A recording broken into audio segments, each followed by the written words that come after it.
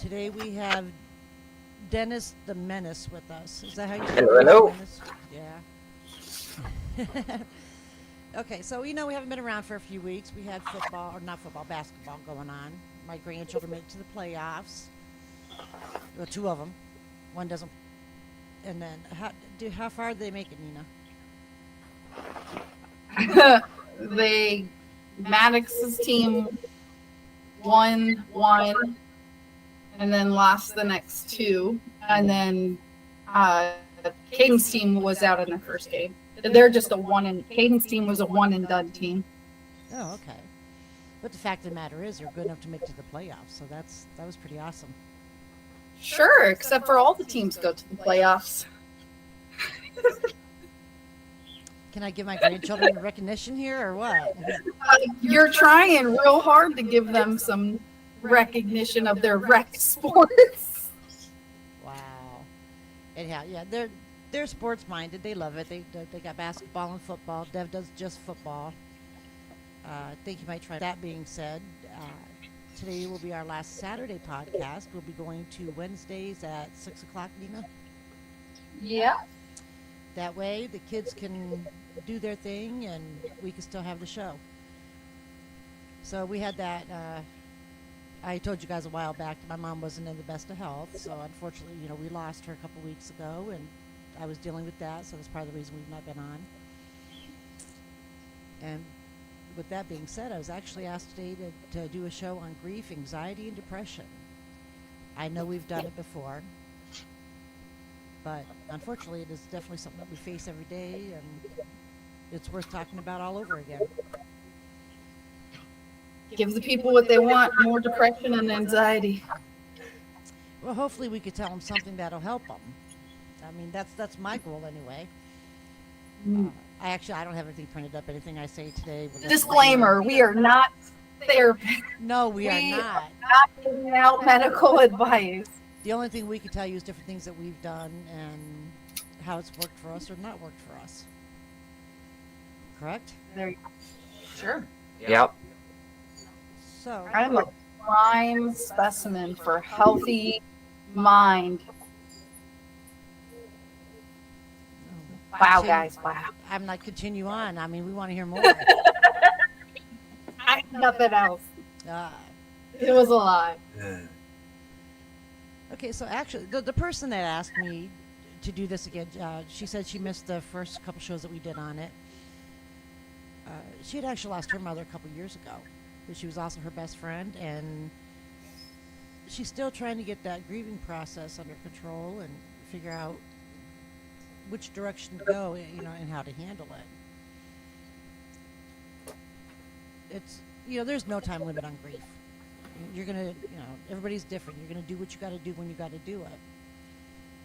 Honestly, I think a good friend or a family member or something that can kind of hold your hand through it is a wonderful thing. I have one. Actually, I have a few actually. They try to help me push forward with everything and point out the good and bad in my thinking process. And I didn't know you had friends. I have kids, you see. Ah, you're talking about us. Yes, I'm talking about you kids. I do have some friends. I mean, I'm not like, the lonely person. I'm only lonely. We're just teasing. I'm just teasing. Look at me dragging DJ into I it. know, DJ. You can't see DJ. He's off the screen there. But nobody can see us anyways, books. So Which with- keeps freezing on my end. Keeps what? Keeps freezing on my end. Oh. I thought she was saying something about me. I was like, So anyhow, grief, anxiety, and depression all run hand in hand, I think. Does anybody disagree? Well, not everybody has all of it, but yeah, I definitely think that it doesn't have to be, but it usually is. There is definitely medication for the depression aspect, but here's something we don't really think about. Antidepressants aren't like antibiotics. You don't take them and they fix you. You got to kind of switch your thinking and your mentality to work with the medication. Mm-hmm. That's right away. Sometimes they have to keep going until they find the right one. So don't get discouraged. Just quit taking it, and try and look forward to things. Yeah, there's medication for all of it, but unfortunately, it's right. It's not. There's not just one that works well for everybody. It's a trial and error process, which is why most people don't want to do it, because if you already have anxiety, just making that appointment is hard enough, because you're like, oh, I'm going to call and they're going to, what if they don't believe me? I'm going to, like, you're already working out this long scenario in your head Right.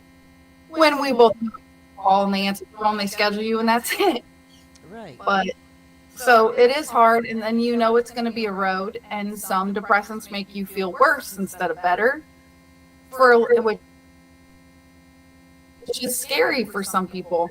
But once you find that right combination, it can be life-changing. But the problem is, it's also a path that you're always going to have to be on, because it might work for a couple of years, and then you got to switch things open and honest, and you got to be ready to put in the work to take your life back. It's not just to be handed to you, And then, which is tough to do when you're depressed. right. Yeah. Like you're talking about anxiety too. So I mean, who really wants to sit with a stranger and spill their guts?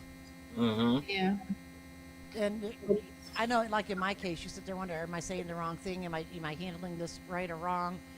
And when there really is no right or wrong, the whole point is to get it out, to get that direction, and figure out where to go from there. Yeah. Exactly. Like, I don't know, one of my favorite commercials for an antidepressant, I think it is the one where everyone's walking around with one of those paper and popsicle masks with a smiley face drawn on it. Oh yeah. Because there, that's one of the big things with depression is you don't want to burden somebody else. Right. With So you make that your smile issues. anyway.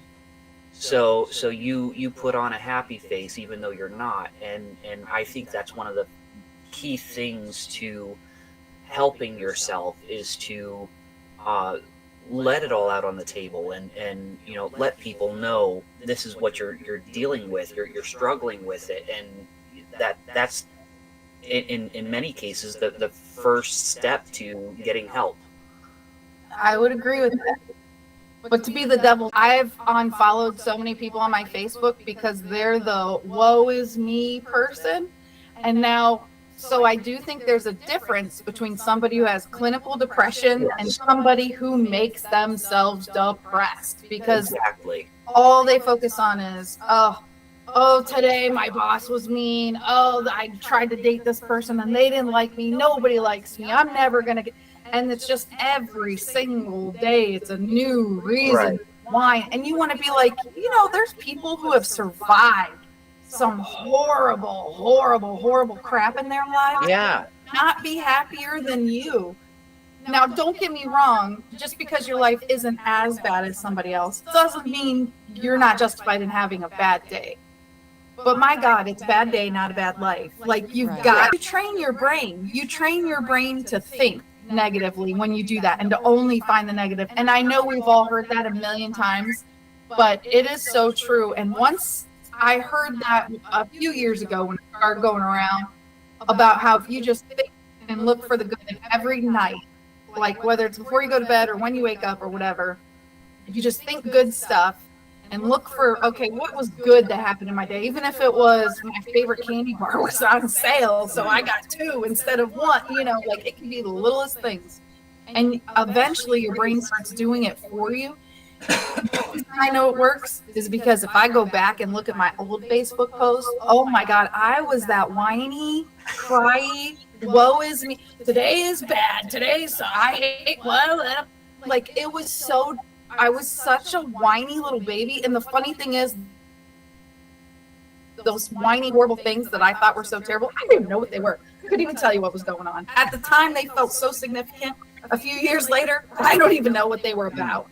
So that just shows you, like, it's how you process it in your brain.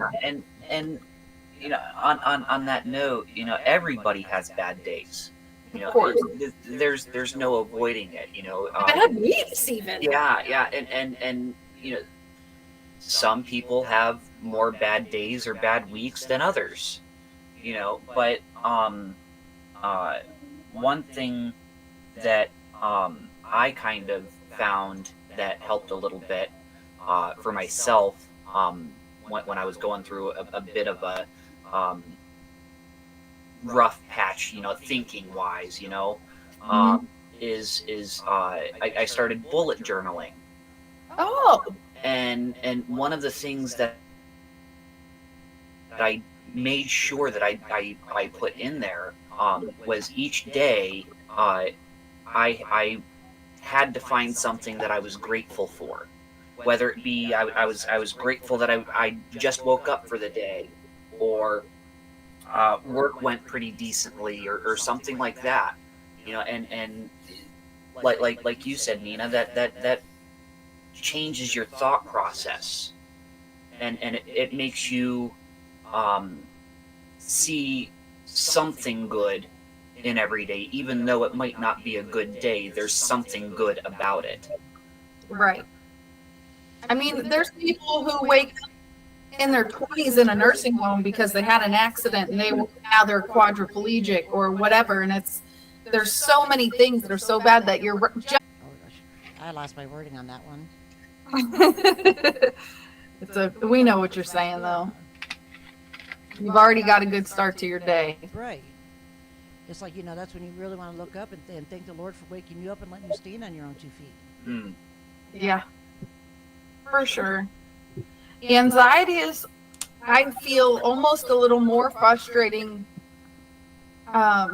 because one, it pushes your depression, and then two, so I have anxiety but I don't have depression.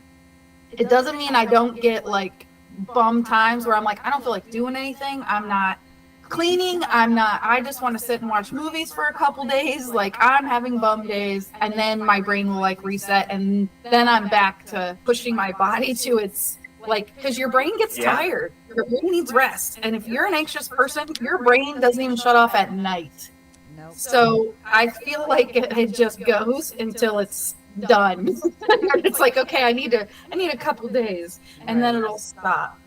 But the wonderful thing is the time that we live in now, it's such a talked about thing that people are so much more understanding to. You're like, look, I have really bad anxiety. I don't know about spending the night here because blah blah blah. I mean, people are so much better about it now that even the doctors are more willing to help you and prescribe things for it now. I remember when I found out, so I didn't know I had anxiety. I used to think I got sick at every night from a young age, and I didn't know why. Every night I would be up all night, thrown up, and then as soon as the sun came up, I was fine. And I remember not wanting to tell the doctor about it because what doctor is going to believe me that I get night sick? You know, like, nobody's going to believe me. I'm not going to know. So I lived with it. And then when I got old enough to start going out, I would have like a sip of a drink or one drink, and I would be so sick, and it'd be the same thing. I'd be sick all night, sick until the morning, and no idea why. And my mom's like, you're allergic to alcohol, blah, blah, you know, they're like, oh. And then the one time I didn't even take a sip, and I was still sick. Nobody believed me that I didn't have anything to drink. I was told you must have forgot. I was told somebody must have put something in your, like somebody was giving you alcohol and didn't tell you. And I'm like, I think I was tasting. Just always excuses made. So I didn't know until I actually started seeing a counselor after Mario passed away. So this had been happening since I was like 14 into my mid-20s. Early 20s, mid-20s? I don't know. I don't remember how old I was. But the reason I found out is because the questionnaire, the simple little questionnaire that you fill out before you go in, she said, you said you don't have anxiety. And I said, yeah, I don't. And she said, you checked every single box that says you do. But I thought anxiety meant you're scared to be around people. You're nervous to get up and talk. you don't, you want to be alone. You don't like going places. Well, I didn't care about people. I didn't care, I could get up and talk in front of anybody. But the thing they didn't tell you is there's a million different forms and a million different reasons. Yeah. And so a lot of people probably don't know. I couldn't even breathe. I went to the emergency room, and they ran every test possible, and they're like, she's fine. And then they were like, something recently happened. And at first I was like, no. And Sonny was with me, and he goes, well, actually, and I didn't think nothing of it. I mean, right. Unfortunately. If you're thinking it's a normal reaction to be sad when somebody passes. Right. So thankfully I had a doctor who didn't just say, here's pills, take them. He went and got a bag and had me breathing in the bag. He said, honey, you have anxiety. So, and of course, as we were dealing with it, they think that I've had it for a long time, which explained my not wanting to answer questions in school, not wanting to go into a store alone. I can't handle a bunch of people. You've gotten so much better, and I think part of that is because you have it, and you told us about it, and I feel like that really does, because when you're trying to hide it from people, it makes it worse. Like if you're just trying to pretend like everything's okay or you're fine, it makes it worse. I've noticed that when the kids were littler, I was fine if I had them. So I could go anywhere and do anything if I had them. Well, now that they're older, though, it doesn't work as well. I mean, remember, me being teased because Johnny was my shadow. Like after DJ moved out and everything, Johnny went everywhere with me. Mm-hmm. And to this day, if I can go online and order my groceries and have it delivered to my front door, I do. Do you know what? I have a funny story about that. DJ, I don't know if you know this story, but it's about you a little. Oh? Into the family, I said, I'm pretty sure DJ's gay. And they all said, no, he's not. And Bonnie said, he's just feminine because I over-mothered him. I make him hang out with me. We do things together.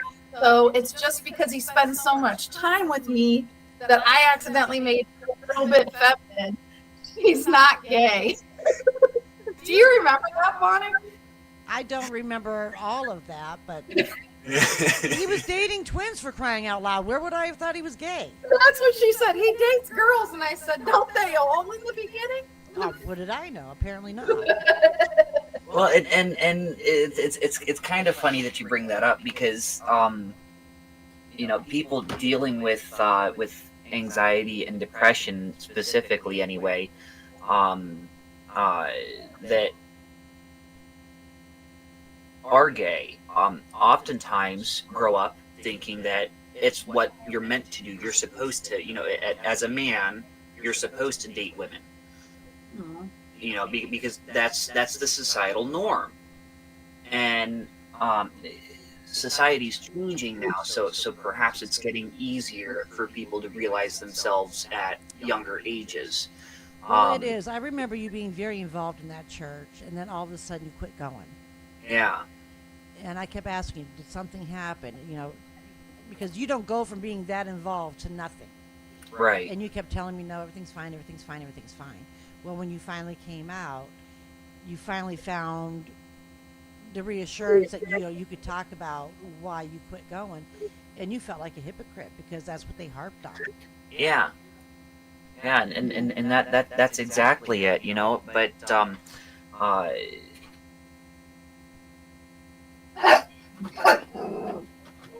yeah, goodness. Chloe has to get her 2 cents in. No, she's having a fit. I think that's part of, so the acceptance that there is now, I'm not saying, oh, you guys are 100% fully accepted and there's no crap ever anymore. Right. Like, you guys, it's much easier to come out now, and they're way more accepting now than it's ever been. And I think that's why some older generations have such a hard time accepting the amount of anxiety and depression in the world right now. And honestly, I've been there a little bit too, with a little bit of the judginess, where it's like, you guys, what are you upset for? Like, parents don't hit anymore. You could be gay. You can switch genders. You can act like a cat. You can, like, you're accepted for everything now. There weren't pictures and videos being circulated, and there There wasn't that kind of drama. And so you you had that still 16 have that hours level apiece. of, I know I went through a stage where I'm like, I don't feel like a girl.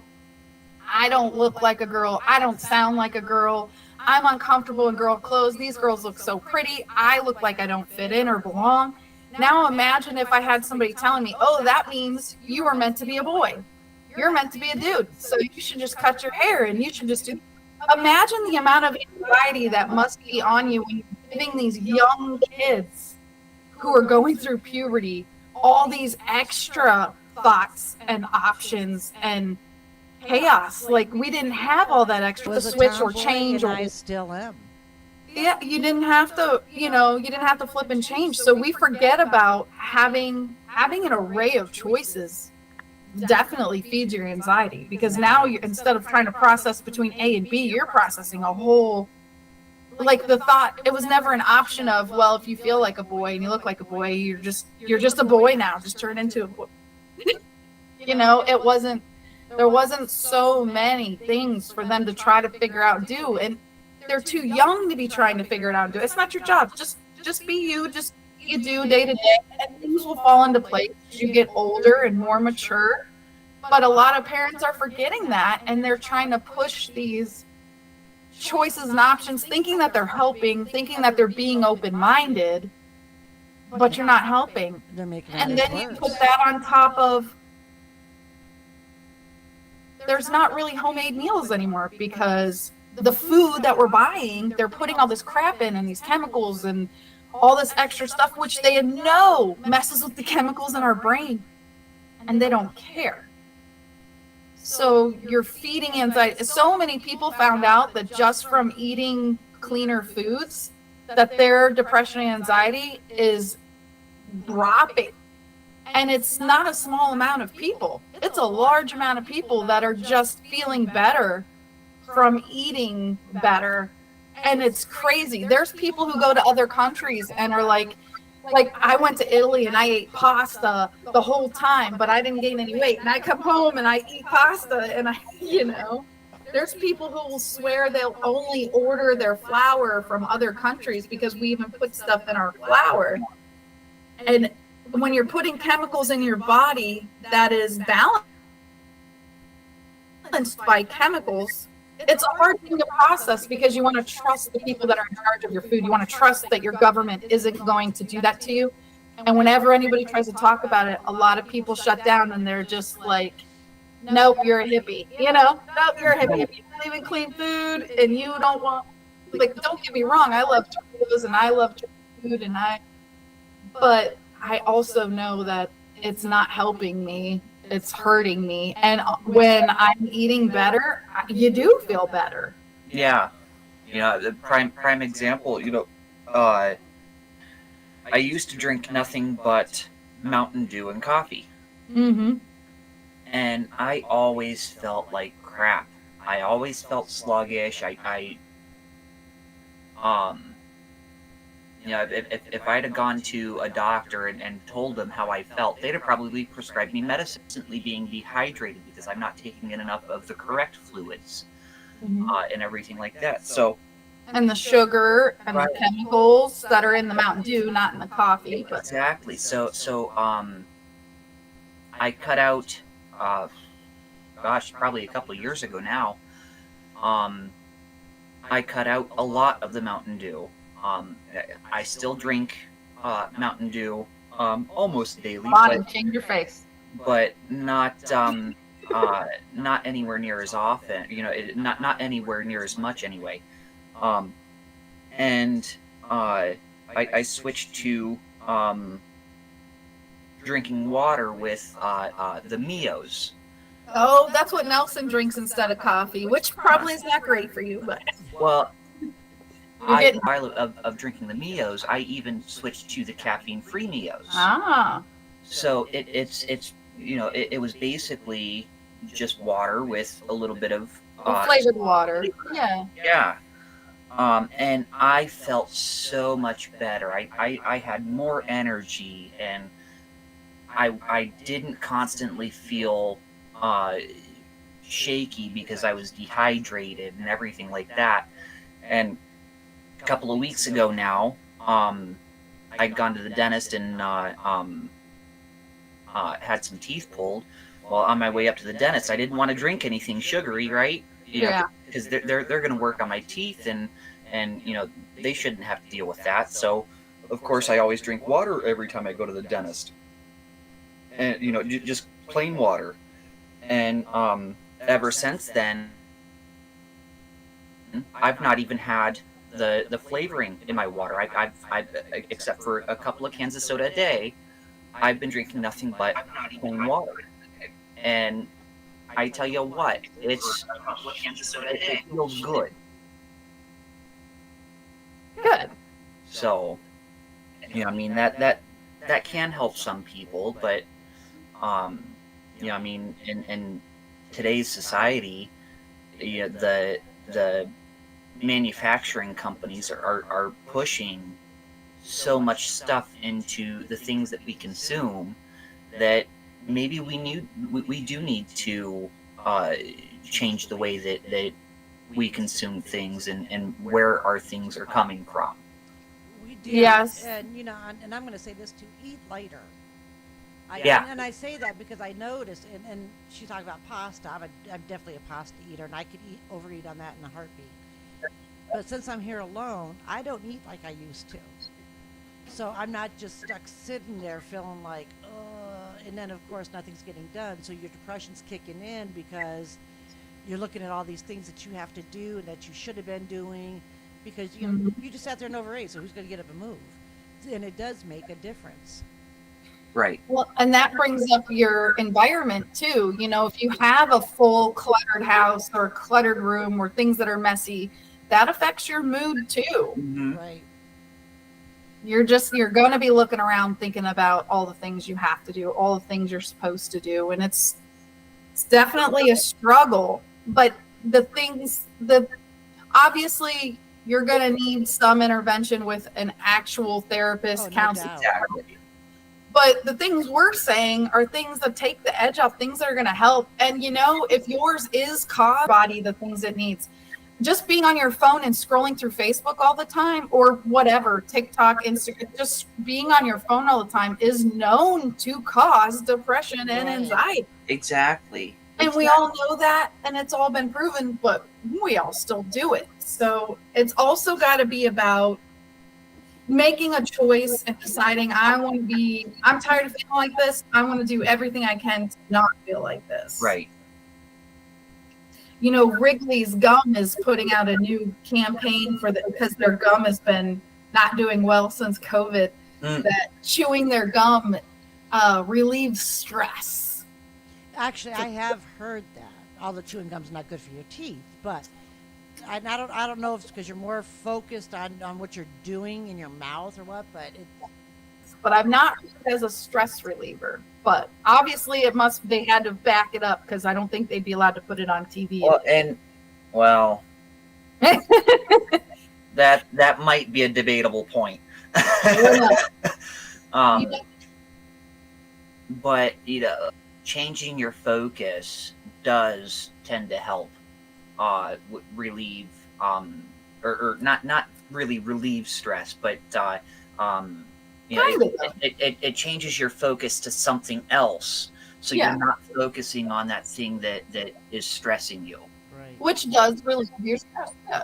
Well, journaling is it's a big thing right now. So big that my iPhone actually came with a journaling app built into it now, and it Nice. notifies me every now and again, like, oh, would you like to journal about your trip to Starbucks today, or whatever I did. My phone obviously knows what I did for the day, and it'll bring up the topic. If I took a picture of something, usually it's an animal, right? So it'll be like, do you want to journal about a day on the farm? It's actually pretty creepy, but that's how big journaling is right now. Yeah. And I heard on the radio the other day that if you are having a really anxious moment and that you might even be having, like, you're on the brink of an anxiety attack, that having a really sour candy, putting a sour candy in your mouth can help snap you out of it and pull you out of it. Really? Because it redirects you. Mm-hmm. So I'm like, I need to get some sour candy so I can try that. Yeah, Right. and really a lot of things that you can do without taking medication is focused on redirection. Yes. So like for instance, kids with autism, ADD, ADHD, all kinds of learning disabilities, right? Mm-hmm. The common key is redirection. Yeah. Give them something for 5 minutes to redirect their attention to something away from what they're supposed to be doing. Well, that's where fidget spinners originated from. Exactly. And Trust me, I that have some. that redirection just focuses your mind on something else for 5 minutes, and then you can focus better on the task at hand. And that's what I was going to say earlier when you're talking about kind of, walk away. Mm-hmm. And for a lot of people, myself included, being able to go back to that task is the difficult part. Well, and we are our own worst enemies, right? Because if there's a task that you hate or you're dreading, you're going to keep putting off and keep putting it off. Well, Yeah. usually that adds and piles onto it. Whereas if we would have just did it and got it over with, we would have been fine. It would have been done and over with and out of the way. And instead of being anxious about it for a day, now we're anxious about it for 2 weeks because we still Okay, but haven't. sometimes, like where I work, sometimes I have to step back. I'm handling monies that aren't mine or whatever. So if I'm getting frustrated or overwhelmed, I need to step back and take that breath so that when I come at it again, I hit it accurately and my mind is clear. What'd you say, Nina? I said, yeah, but you're still going right back to it. Right. I'm just You're going back taking with your the clearer minute. head. Yeah. Yeah. I'd agree. That's the healthy way to do it rather than Nelson dreads taxes. So he pushes it off and then files for an extension and files for an extension. And then by the time he files it, guess what? It's time to do next year's tax. Oh, Yeah. no. Yeah. Whereas I tell him every time, dude, if you would just do it in the beginning and get it over with, you would have a whole year of peace before you have to do it again. But Right, sometimes right. we are our own worst enemy. Exactly. Now, like, I put mine off longer this year than I should have. I should have already had them done. But of course, with the divorce, there was, do we do it together? Do we do it alone? How are we doing this? And now, Yeah. of course, all that bickering back and forth. Well, and smart that's the Alex, thing never for mind. I'm just everybody, doing my you know. own. I have to file together. So I put it off when I should have just, Yeah. Well, and that's for everyone. Factors are different for everyone. So, like we said earlier, what can work for one person won't necessarily work for somebody else. Right. Because we're all chemically different. Everybody naturally has different dopamine levels, right. different serotonin levels. All the And chemicals. different things that give them more dopamine. Exactly. And that's why hobbies are a great thing for people that have to deal with anxiety and depression. Not only does it give them something that they want to do, it gives them something to step away from reality for 10 minutes, an hour, 2 hours. If you're into woodworking and you're building a hutch for your dining room or something like that, the couple of hours that you spend every weekend working on that just pulls you away from the realities that you have to deal with for those couple hours, and Right. it really helps. But because I like woodworking and it's something that can pull me away and engross me into something away from reality, doesn't mean that it's going to work for you. Right. Yeah, it might stress somebody else out. Right. And that's the thing too, is you have the dopamine from looking, it's checking a box. You completed this task. You finished a task. The same as if you finished a chore or anything else. You get that little sense of accomplishment from doing it, which is really important. Well, you But know, when also- they first came out with the dog coloring books and stuff, I'm like, a coloring book's a Yeah. coloring book, you know? I thought it was We kind all of did. ridiculous. But I think my dad's girlfriend might have got me started on that. I And it think you're is- right. It is relaxing, and when you're done, you're looking at your work. Where I mean, they drew the picture, but you put the colors together. You made it blend. Yeah. You made it, what it is, and it's a good feeling. And there's no wrong way to do it. I mean, like, oh, she colored. It's yours. It's in your book. It's your private little thing. And like you said, there's no right or wrong. It's Right. a easygoing hobby. Right. Yeah, and kind of a different line as far as hobbies go is amateur radio. You know, there's as far as depression and anxiety goes, and in many cases possibly even grief. Amateur radio is a great outlet.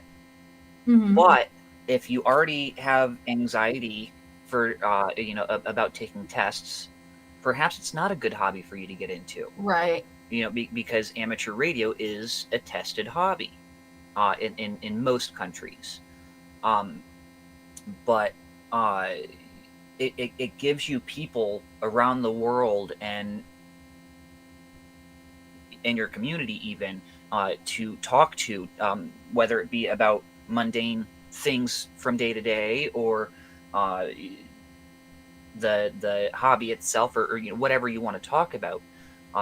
But it can also create anxiety even after passing the test, because you get so into it. You want to build a network and grow that network and everything, but you're not getting people attracted to it for whatever reason. So you're constantly thinking about it in that aspect, which can create anxiety. So really, it's all about finding something that you enjoy that can pull you away from reality for the 10 minutes or whatever it is that you need, and not create that anxiety.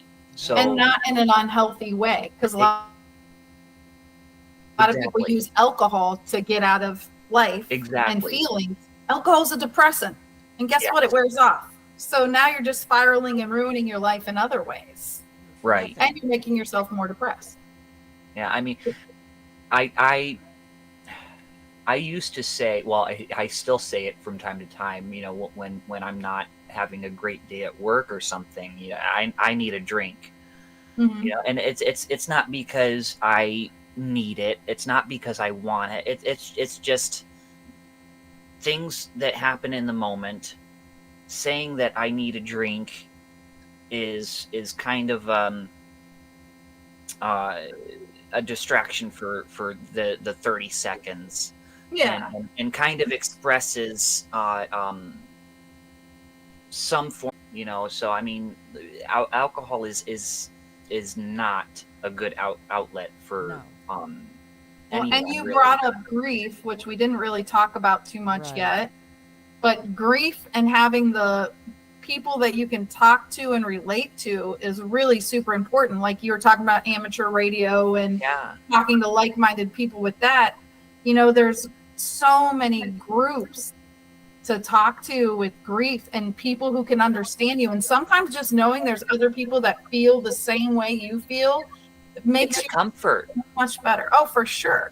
And with the internet now, you don't even have to go to if you felt Right. uncomfortable, but being around people can be helpful. And even if you have anxiety and it's hard to go around people, an independent person and be able to get out of the house and do things, because someday you might not have somebody to go do Right. things. Right. I mean, Right. Bonnie, you're finding that out right now. Like you crutched on the kids and on Sunny for so many years, and then all of a sudden everybody's got their own lives, and here you are, like, oh crap, now what? You weren't Yeah. expecting to ever be at this spot in your life. Right. I'm 56 years old trying to figure life out now. Yeah. And I mean, so you can set yourself up so you don't have to be struggling at the last minute, which Bonnie's doing great, by the way. She knows what she's got to do, and she might not like it, but she figures it out and she finds ways, and she knows she has her kids as crutches to help along the way, but she's also trying to use us less and less. She's doing great. But I think a lot of us too, we don't want to feel the grief. So we try to pretend like it's not happy. Like, Right. Right. oh, my dad died. He was old, it happens. Well, it's going to hit you in 5 years.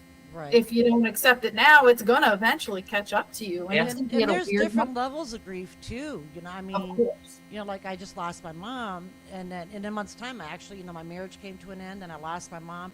I grieved over losing my husband, but I haven't lost him because it's the grief that we're no longer together. It's not that I can never see him again if I wanted to. Right.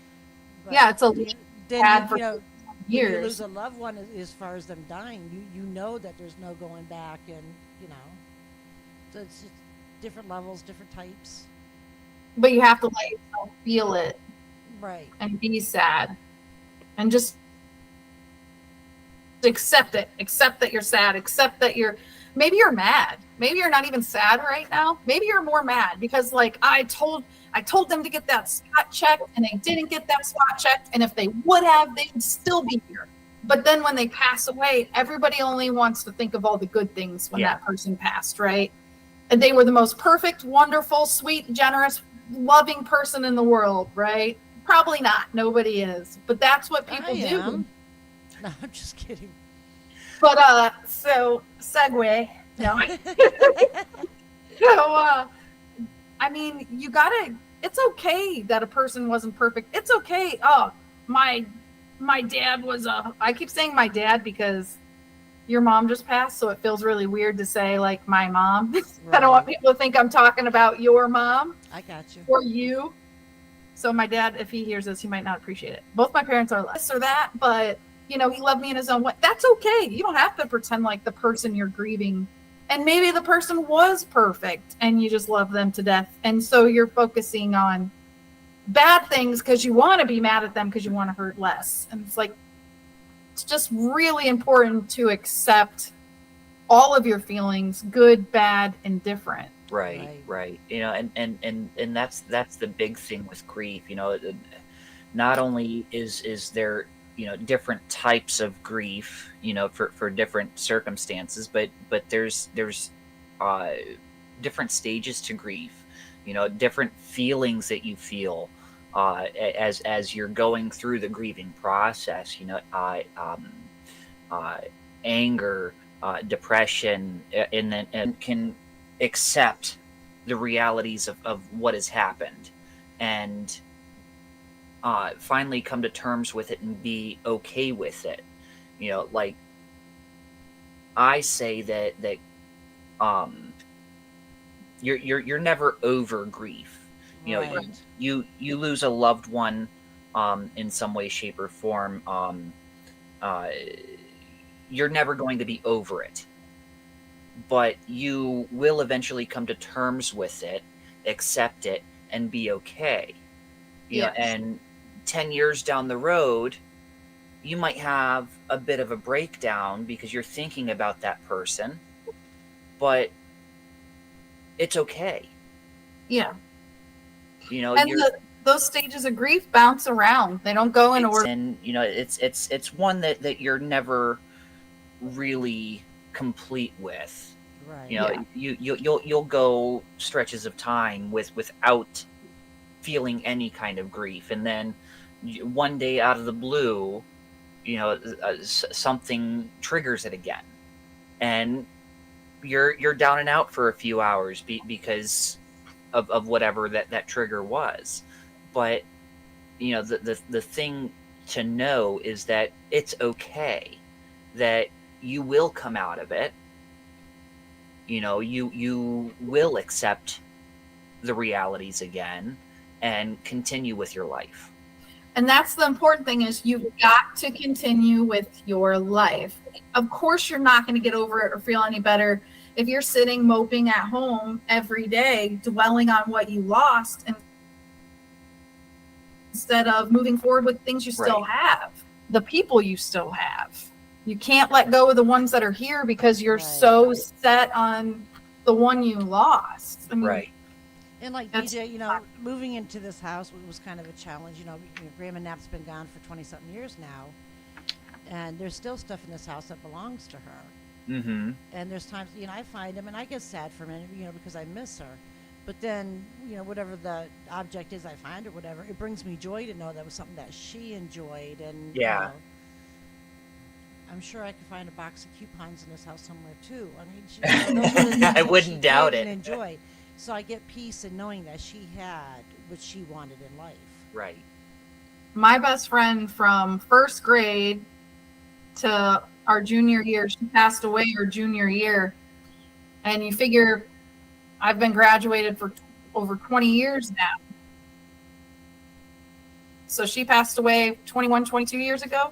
And I still can't tell that whole story without crying to this day. If I go back to that day and I think about that whole day to tell somebody the story, I'll bawl like a baby. As I found an autobiography that I wrote my senior year, and I was reading it, and I put that day in my autobiography, which got me an A, by the way, because I'm sure it was a sympathy vote.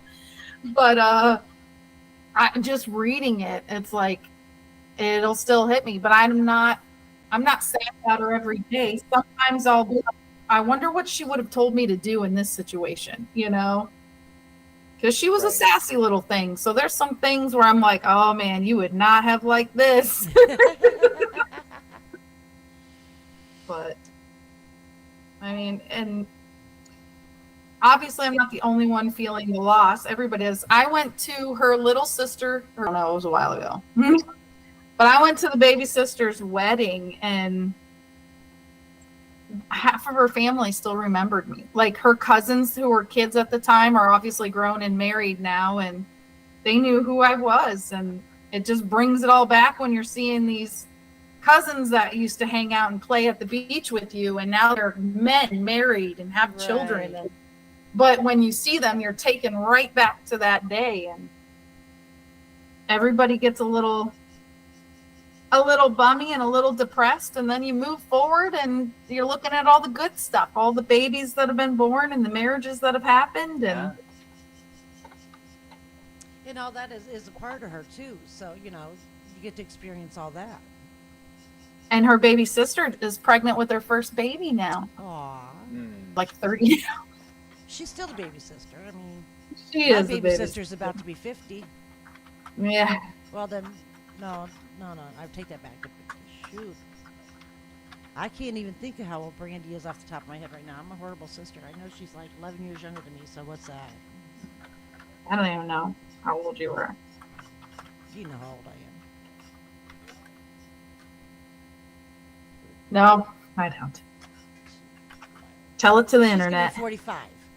She just Did turned you just- 45. Oh, she turned 45. Yeah. I was gonna say, I know you're not 45. So, at one time, I had my grandson convinced I was 27. And he thought it was odd that Daddy was 25 and Grandma was 27. But he left it at that.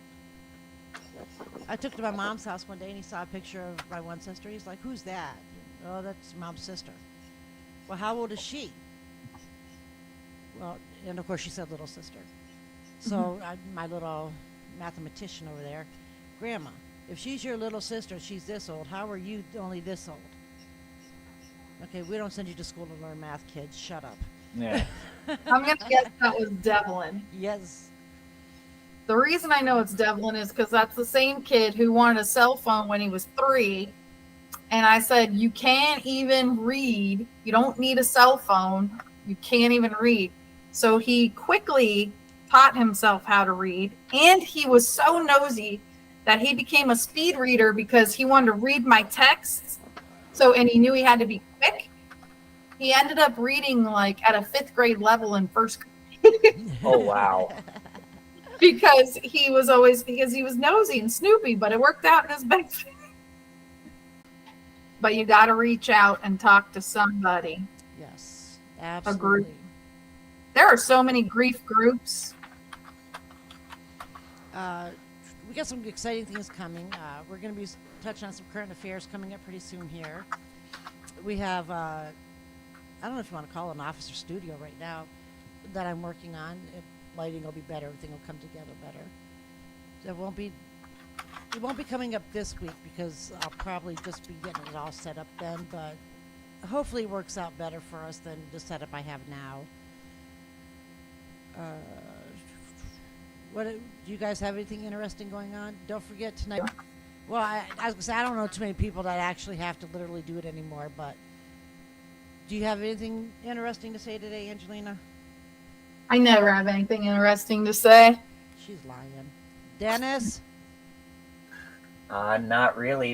It's my first day back for my trivia net for the Welcome 500 amateur radio network since the last 2 weeks. So took a couple of weeks with Grandma's passing, so that I can be more readily available as and when needed. So. Kind of the whole thing was it gave me some time to recuperate, so I'm back for that. Now look at you, another thing to do with grief. Give yourself time to rest and recoup. Exactly.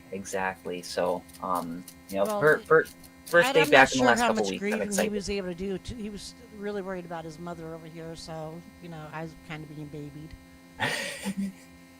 You're always babied. You're spoiled. I'm Spoiled. loved. I'm loved. There's a difference. Yeah, overly loved is what we used to call the spoiled kids in daycare because you weren't allowed to call them spoiled. So a little touched. So, oh, you know what? If you're in Nashville, there's a new deli opened up. It's up there on the 20 and State Road. I haven't tried it yet, but I keep hearing how wonderful it is, and I'm going to be trying it real soon. So, it's a nice little local thing. So Oh. give them some support. You can get sandwiches already made. You can get your lunch meats by the pound or however you want them. So yeah, give them Nice. a chance and see what they're all about. I know I'm going to. I know they have hot foods too. Where is it? At the corner of 20 and State Road, across from Oh. CVS. They actually had a food truck out there. Like what they take to the carnivals. Sausage Oh, and is that peppers, where that Polish across from the Edgewood sausages. school? No, that's down for. Oh, you're thinking of Braden. Yes. Oh, Yes. So yeah, give them a holler. Tell me you heard about it on our podcast. Maybe they'll come on the podcast and talk about their good deals and how they got started. You never know. oh yeah, you're gonna have those people in your house. There's ways we could do this without them being in my house, but yeah, Oh, that's true. because I mean, if anybody that wants to appear on the podcast, we can make it happen, and you don't even have to leave the comfort of your own home. I'm just saying. Bonnie is really obsessed with getting you outsiders on her show, whether it's phone calls or visit. She really wants the world in on her show. It should be the Bonnie and Friends show. Well, no, I mean, if you're gonna have a podcast, you gotta have things that are interesting, different, and I see a lot of podcasts and none of them have outside people on all the time talking. Some of them do interview a person, but mostly it's just the people bantering. Yeah. yes, You're going to be different. You like the world. I don't know about all that, but Bonnie needs a variety, so that's why she's looking to date somebody who has multiple personalities. no. Multiple personalities get you in trouble. Bonnie dating show. Can't drink, but can have up to 5 personalities. Wow. I think she's kicked me in my teeth, folks. So anyway, don't forget Wednesday at 6:00, right, Angelina? Yes, ma'am. We're gonna give this a whirl and see how it goes, and that way my grandbabies can play their sports. It's where are we at right now? Flag football. Flag football for Caden. Yep. Yep, and he loves it. So Loves. And he's a senior, so he's a senior on the flag football team. So it's the last year he would get to do it. yes, he's definitely not a senior yet. We don't want to go that far. No, he's my 12-year-old little baby. We got one that's going to be a senior. We're not ready for that. Listen, so Dev's going to be a senior. Maddox will be a junior. Devlin will be a junior a second time. Maddox will be a junior his first time. He is not going to. Girl, don't listen to her. She's trouble. So, all It's right. Devlin's biggest fear that hopefully he doesn't listen to this. He's going to be like, I knew it. She's up to no good. Grandma, help me. All right, everybody. You have a good week, and we'll see you Wednesday at 6 o'clock. And then hopefully by not this coming month, the next one, we'll have the new office set up, and it'll be even better yet. Mm-hmm. Okay.